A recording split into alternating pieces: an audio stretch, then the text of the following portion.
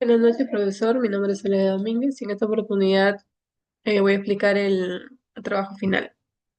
Lo estoy haciendo de manera individual. Bien, aquí tengo el índice. Bueno, el trabajo consiste en analizar o explicar el cálculo del impuesto a la renta de tercera categoría. Para ello mi trabajo está fundamentado o respaldado de acuerdo al marco legal y normativo. El análisis de acuerdo con el texto único ordenado de la Ley del Impuesto a la Renta, el reglamento de la Ley del Impuesto a la Renta, la resolución de la Superintendencia 182 de la SUNAT, la resolución del Consejo Normativo de Contabilidad y lo que es la jurisprudencia del Tribunal Fiscal y documentos técnicos de la SUNAT.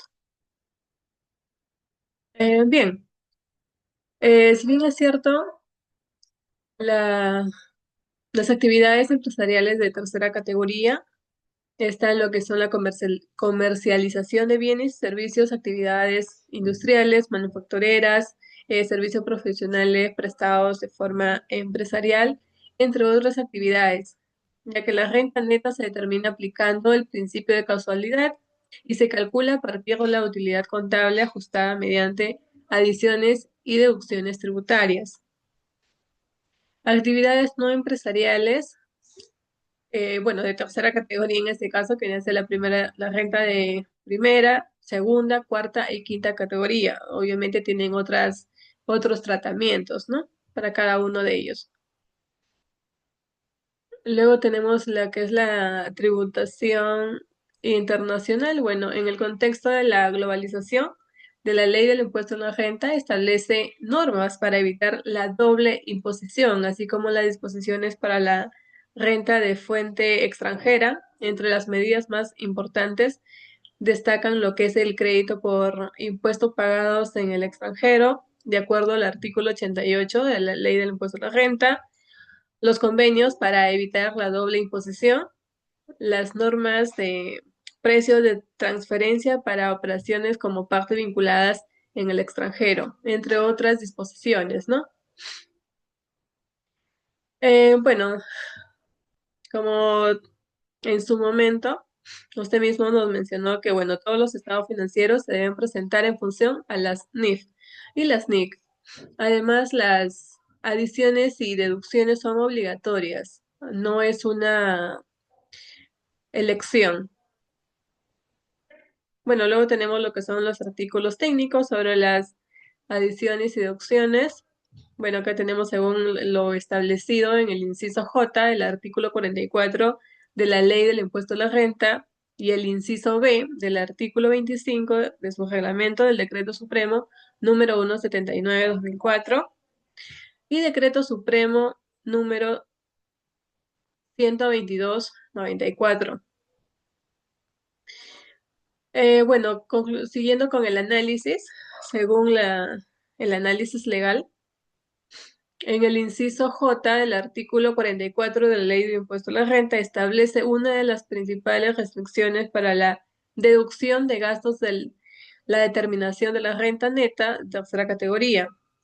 Este inciso precisa que no será deducible los gastos que no estén vinculados con la generación de la renta gravada ni con el mantenimiento de la fuente productora. Por su parte, el inciso B del artículo 25 del reglamento desarrolla este concepto, señalando que un gasto será deducible en la medida que esté directamente relacionado con el giro del negocio o la actividad generadora de la renta.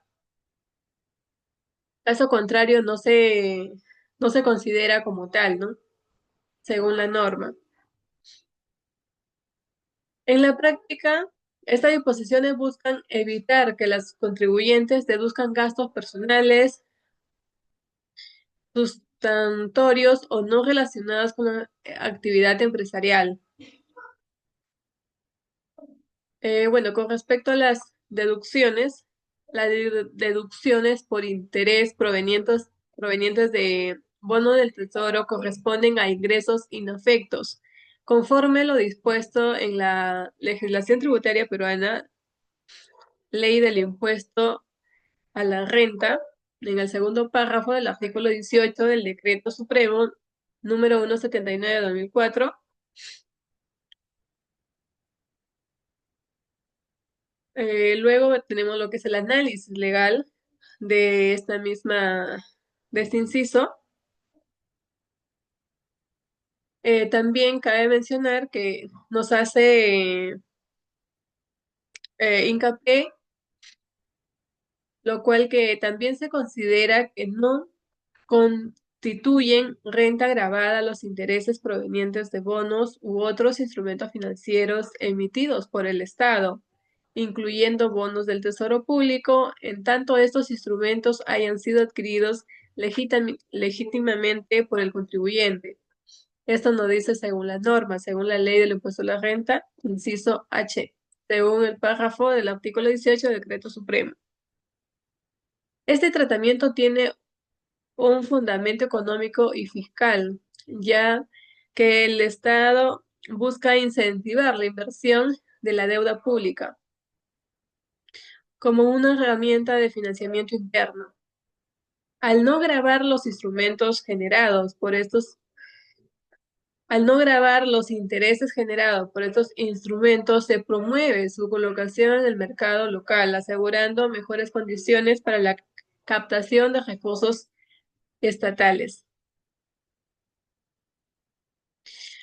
Bueno, luego que nos dice la jurisprudencia con respecto a ello, ¿no? Bueno,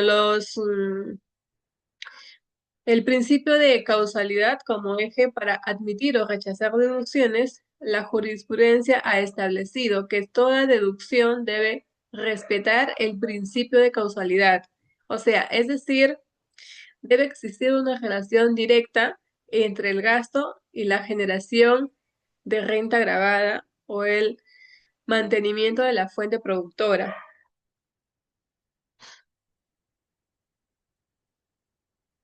Eso con respecto a las adiciones, con respecto a eso con respecto a las deducciones. Las deducciones se aplican cuando un gasto no cumple los requisitos legales o formales. El Tribunal Fiscal ha sostenido que corresponde realizar adiciones al resultado contable cuando los gastos no cumplen con alguno de los requisitos previstos por la ley del impuesto a la renta y su reglamento, como por ejemplo falta de sustento documental, facturas, contratos, etcétera, entre otros. Los gastos personales cargados a la empresa, pagos a proveedores no habidos, entre otros. Ejemplo jurisprudencial: el gasto correspondiente a la adquisición de bienes no sustentados con comprobantes de pago válidos no es deducible y debe adicionarse al resultado contable. Bueno, acá tenemos lo que es un comentario académico sobre las adiciones y las deducciones tributarias. En su obra Tributación para los negocios, el autor Walter Rojas Ríos, del 2021, analiza el papel fundamental de las adiciones y deducciones y la determinación de la renta neta de tercera categoría, destacando el principio de causalidad como el eje interpretativo para validar o rechazar los gastos correspondientes. No todos los gastos reconocidos contablemente son aceptados por la legislación tributaria. El gasto debe cumplir con el principio de causalidad, el criterio de razonabilidad y en algunos casos estar expresamente permitidos por norma legal para que pueda ser deducido, afirma Rojas Ríos, 2021, página 148. Luego tenemos el que es el método de compensación de la, de la pérdida. Bueno, acá tenemos lo que es el análisis. El decreto legislativo número 1481 introduce modificaciones al artículo 50 del TUO de la Ley del Impuesto a la Renta, permitiendo que los contribuyentes puedan elegir entre dos métodos: para compensar sus pérdidas tributarias de tercera categoría, como tenemos el método A, que se puede compensar las pérdidas con las rentas netas de los siguientes 5 ejercicios. El método B, que es compensar de manera ilimitada el tiempo, pero solo con el 50%, hasta agotar hasta agotar la pérdida, ¿no? Según el informe de la SUNAT, si un contribuyente opta por el método A, deberá llevar un control separado por ejercicio de generación de pérdidas y solo podrá arrastrar las pérdidas en el orden cronológico de su generación. Asimismo, la SUNAT señala que de no manifestarse expresamente la opción por el método A en la declaración anual, se entiende que el contribuyente aplicará el método B de forma automática. Eh, Tenemos lo que es el comentario académico. El autor Walter Rojas Ríos, en su obra Tributación para los Negocios, resalta que la reforma introducida por el Decreto Legislativo número 1481 refleja una medida de política fiscal contracíclica al brindar mayor liquidez futura a las empresas que enfrentan pérdidas coyunturales. El método A favorece a las empresas con expectativas de recuperación rápida, dado que le permite la compensación plena de las utilidades futuras. Bueno, por acá seguimos con respecto. Vamos a lo que es el caso práctico. Tenemos acá lo que es las ventas de 180.850.000. Estos están expresados en miles de soles. Y tenemos lo que es la utilidad antes de impuestos, 131.356, la cual lo utilizaremos como base para determinar y hacer la aplicación de la pérdida más adelante. La compensación de la pérdida. Bueno, tenemos lo que es la determinación del impuesto a la renta, que ya lo mencionamos. Los pagos a cuenta efectuados del 2024 es de 1.809. La pérdida tributaria arrastrable del ejercicio anterior es 48.600. La utilidad contable antes de impuestos a la renta es de 131.356. Luego tenemos lo que son las deducciones tributarias de 92.000. Las deducciones tributarias 92.000 y las adiciones tributarias de 7.760. Mm, bueno, bueno, hacemos para compensar la pérdida, le aplicamos a la renta neta tributaria los 47.116. Se le aplica lo que es el arrastre de la pérdida, los 48.600, lo cual nos daría un resultado de 1.484, lo cual sería un saldo a favor que se va a poder seguir arrastrando para el próximo año. Bueno, eso nos da una comprensión rápida y total al 100% de la renta neta. El método A permite aplicar el 100% de la pérdida contra la renta neta. Si se elige el método B, solo se podría compensar el 50% de los 47.116, es decir, solamente 23.558, y el resto quedaría como renta neta imponible de 23.558, sobre la cual se pagaría impuestos a la renta.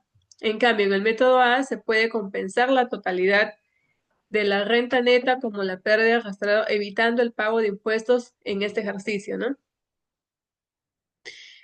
Además, se aprovecha obviamente lo más pronto posible hasta agotar la pérdida. Bueno, según menciona Durán Rojo, la compensación de pérdida no constituye un beneficio fiscal, sino la manifestación lógica del principio de capacidad contributiva en periodos económicos variables. No hay riesgo de caducidad de la pérdida no utilizada. En este caso se compensa casi al 100%.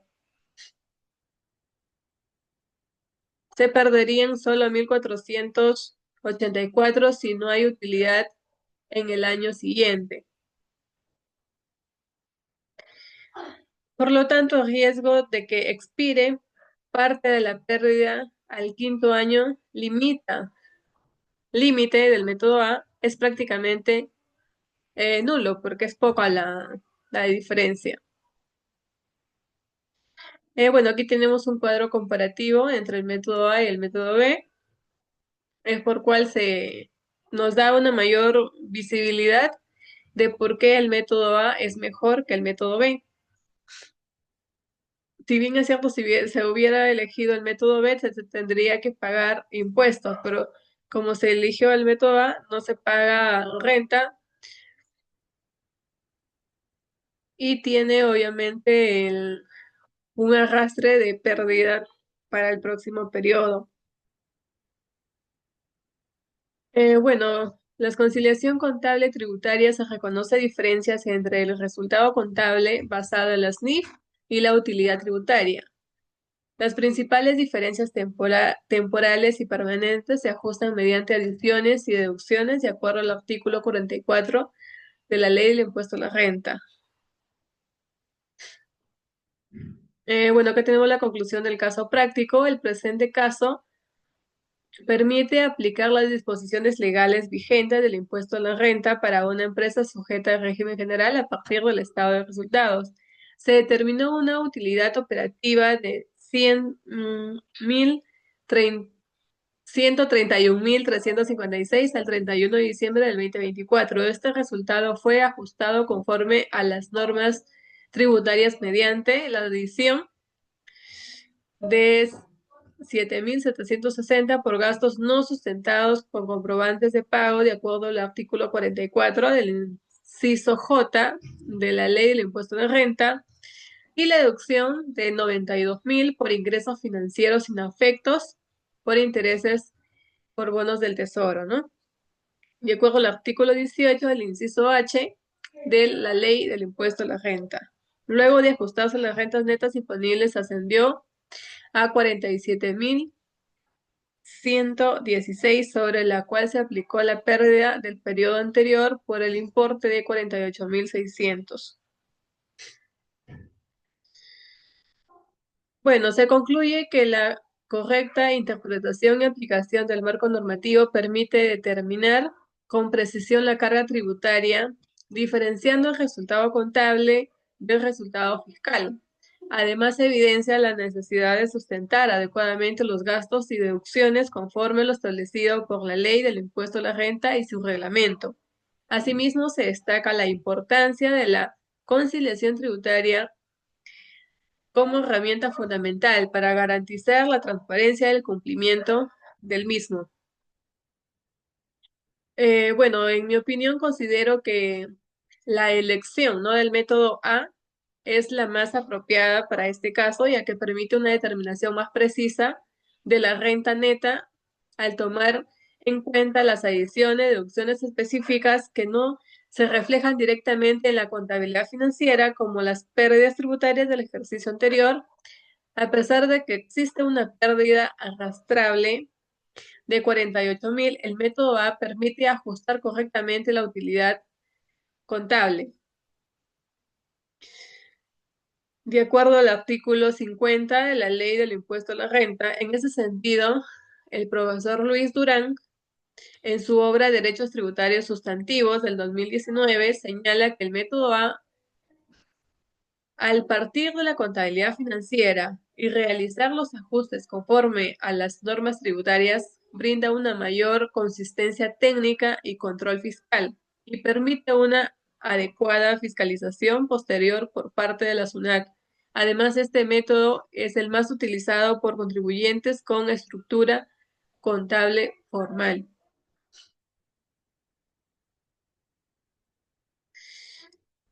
Bueno, en general, o sea, el desarrollo del trabajo demuestra una sólida comprensión del sistema tributario peruano, en especial del impuesto a la renta empresarial. Se ha aplicado correctamente la normativa vigente.